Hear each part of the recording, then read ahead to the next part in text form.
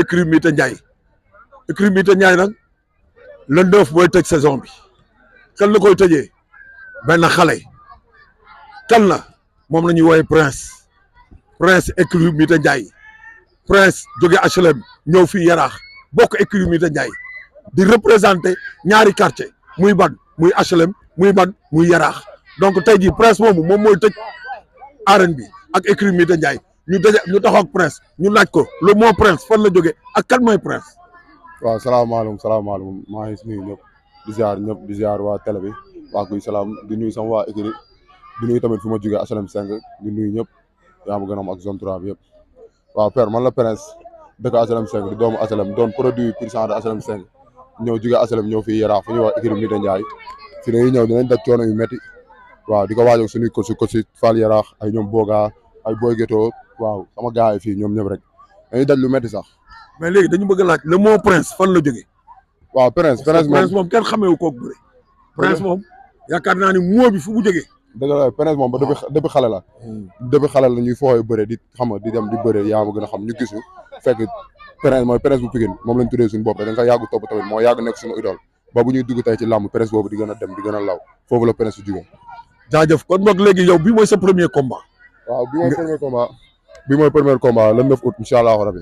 est-ce que xam nga adversaire bi ngay dégg. adversaire bi non xaw ma ko nag dafa dëgg ba neexee. mais jéemoo ko lijjanti ko. non jéemoo ko lijjanti ko. yóbbante bi. man daal li ma ci am mooy bu ma ñëwee le 9 lu ma soxla laa ñëw jël si te li ma fa am. mooy lan. mooy ñëw jàpp ko daan ko incha allah. est-ce que loolu adversaire bi may na la ko. loolu xaw ma de ñax. waaw dañoo sëgg jàpp si daal si mu jeex. loolu rek lañ la sant.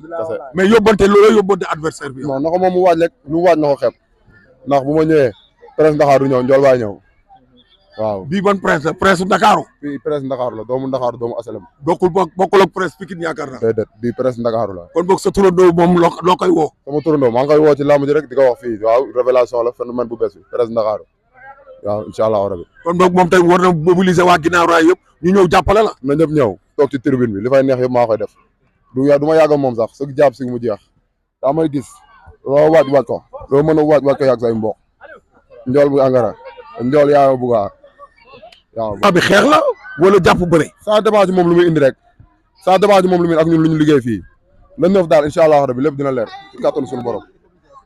mobilisation ñëpp pare nañ HLM boo demee fii kenn toogatul bâche yi foo tourné yaa ngi koy gis ñëpp a ngi foofu di woo nag waa HLM bi yëpp zone HLM 1 ba 6 zone 3 ñëpp Grand Dakar Colobane waaw Fass Delorme ñëpp nga xam ne waaw Dakar mooy génn na ñëpp ñëw Yaraax ñëpp waaw.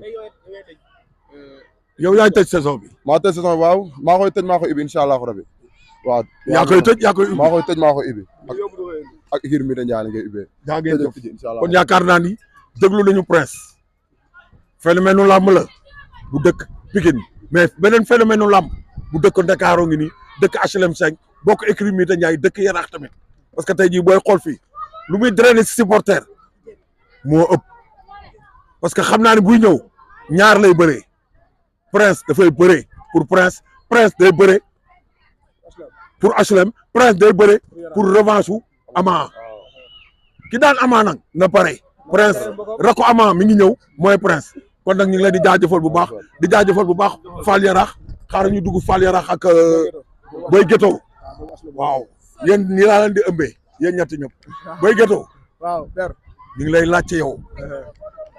waaw donc bismillah na wàllu yàlla waaw gannaaw bañ sant yàlla julli seen di sant suñu ñaari waajur ñoo ngi nuyu waa équipe bi yëpp su mel ne Fall Yaraax suñu papa suñu xarit suñu lépp di la nuyu yeneen père ku baax nga wax dëgg fa yàlla suñu combat nag ci sonn après combat nag ci sonn avant combat ngay toog di waxtaan ak ñun di rafetlu kàddu yeeg lépp déplacement bi tamit ñu ngi si tuub bu wér waaw di la nuyu yow dak sa journaliste rek sa xew raman di nuyu ñëpp nag waaw.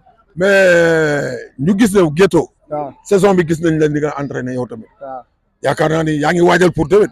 waaw maa ngi waaj pour déwén te maa ngi waaj pour ren nii bu paree nii su ko tëddee nii waaw. lan ngay lancer appel si promoteur yi. waaw promoteur yi ñu ngi may woo booba léegi sax mais gars yi ñooy daw rek fu ñu foog ñu daw di leen wax avance bi daal nañ ko jël waaw avance na ko jël ko waaw. comme kan. waaw bëri na ñu war a jël bëri na de. ku si mel ni bii ufli waaw Giro Foda waaw ñeneen ak ñeneen ñëpp a si xaj daal ñëpp mooy loobu bees bi ñëpp di route ne vers xaj nañ si daal. waaw ñoo ngi si woo ñëpp na fi ku pare rek. avance bi ay sigil ak ñëpp. waaw sigil jugal yëngal yëmbal boo ko jëlee moo xam ne doo fay ba fan boo jëlee sigil la de.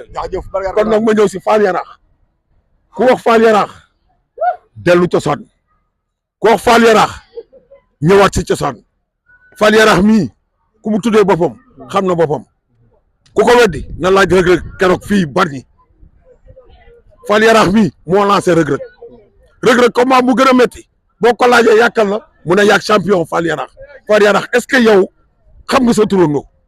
waaw ginnaaw bi ñu sant la julli ci bi sant si ñaari waajur yi xam nga di sant ñu fi nekk yëpp waaw di bëggee gain école Lune bi da Njaay xam nga di sant tamit gain Fall Yaraax bu baax waaw li may wax gars yi nee na Fall Yaraax moom nekkul sama xarit nekkul sama waaye quoi sama papa la waaw ndax Fall Yaraax daanaka maa ngi yàlla ñu boole ndax dafal na ma lépp xam nga man dama ko tuddee sama bopp rek mais rawatina Fall Yaraax tey bu mu demee ba di tax ngeen di bëri ji yàlla ak Fall Yaraax la ndax yàgg naa fi ñun noo booy fi mënu nekk mbër ndax xam nga affaire yooyu noonu Fall Yaraax nekk carrément booy boo gémme da ngay doon ko donc tey jëmal lu nekk si man yëpp Fall Yaraax moo ko def si man ko donc maa ngi sant di ko gërëm ko di wax aw ma fayam yaa ngi dégg waaw di ñaanal tamit gain booy bi tamit gain xam nga yàlla ko yàlla may ndam si combat bu jëm si nii xam nga yàlla ko yàlla may si ndam seen guy mooy loolu waaw père dañu am lu ñu fàtte woon di ko lancé waale waaw du masaw Ama bu Yaraax suñu mag la suñu xarit la lépp lu war si bés bi def na ko daal si yàlla nag mooy maye jaam ak pexe mais yàlla ak dogalam ban may sa boobu moom la yàlla may da nga koy sante may lancer appel lutteurs yi nekk écurie Mbita Ndiaye yëpp nañ ñëw accompagner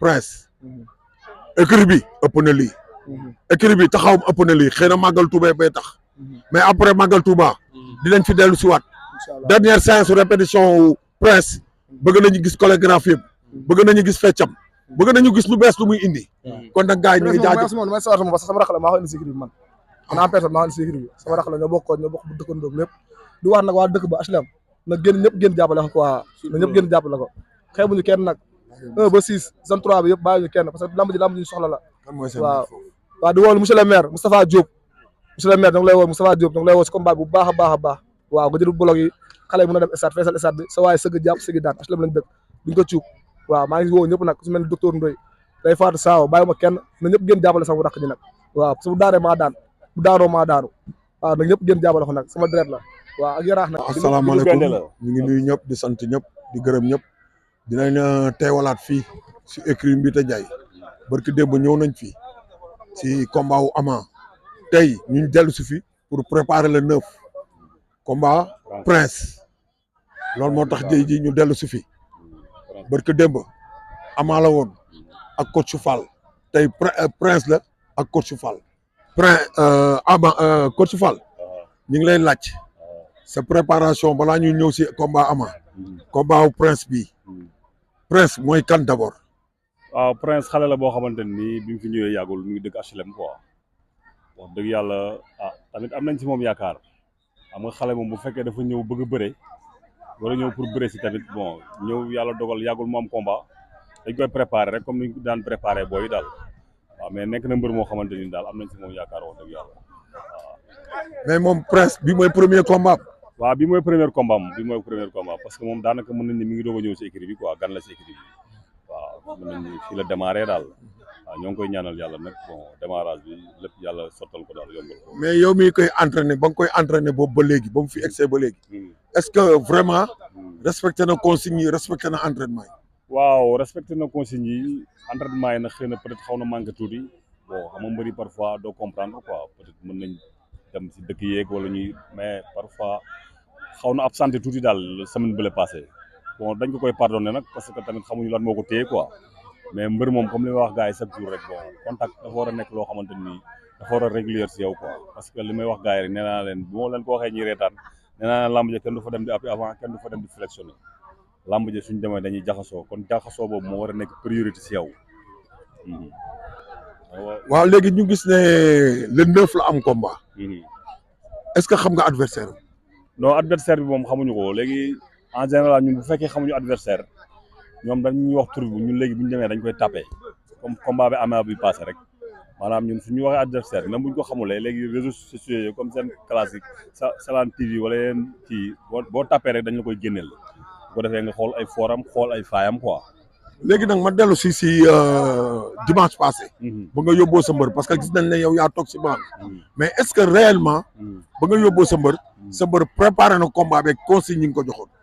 non dëgg neexul wax dëgg yàlla Ama moom maanaam consigne ñu ko joxoon def ko parce que Ama da nga daan gis par exemple bu arbitre bu message soufflé du taxaw benn place day déplacé wu di xeex yow ci kaw par ndànk mais presque combat bi tey arbitre dafa siffler rek mu abrégé combat bi ñëw def lu ko neex parce que déjà yow bu fekkee da nga teg fii sa loxo kor ma kor la ku si nekk benn loxo ngay dese te benn loxo boobu lu nekk mën na am parce que garde amatu fa maanaam li ko gën a yàqal combat am nag loolu daf si bokk parce que biñ dóorantee noonu dóoral ma dóor bi jël na fa ñetti ku yoo xam bët bi dafa toj ñetti toj li ko gën a daaneel loolu daf si bokk parce que bi mu demee ardo ñëwaat déjà waroon na ñëwaat si entraîneur bi sax pour ñu wax ak moom mais dafa ñëw rek continuer waat si booy bi maanaam suivre ay consigne dafa baax parce que li ko gën a ñàkkloo combat bi moom première attaque bi la parce que ni mu attaqué moo baaxul. mais est-ce que gisoo ne accès de confiance la demee. non avant comme li ma la wax rek am na 3 examens yoo xamante ne nii tey saa yu ñu ne mooy favori rek non seulement day daanu man bañu ma daanu mais ak i daanoom maanaam non seulement day daanu mais bu ñëwee day def loo xamante ni waru ko def parce que yow imaginez arbitre sifflé rek ngeen koronte dóoral ma dóor man loolu vraiment dama koy déplorer fu ma toll parce que du yoon li ko gën a daaneel loolu daf si bokk dóoral ma dóor bi moo ko lor parce que dafa am coup yoo xam boo ko jëlee si biir bëre dafay yàq sa lamb ak loo entraîné nag sa lamb dafay yàqu. est-ce que kon léegi ñu dellu si Prince. Prince comme que bii mooy premier combat. te je sais bien que mooy tëj écurie bi. est-ce que tàggat ngeen ko ci yooyu yëpp.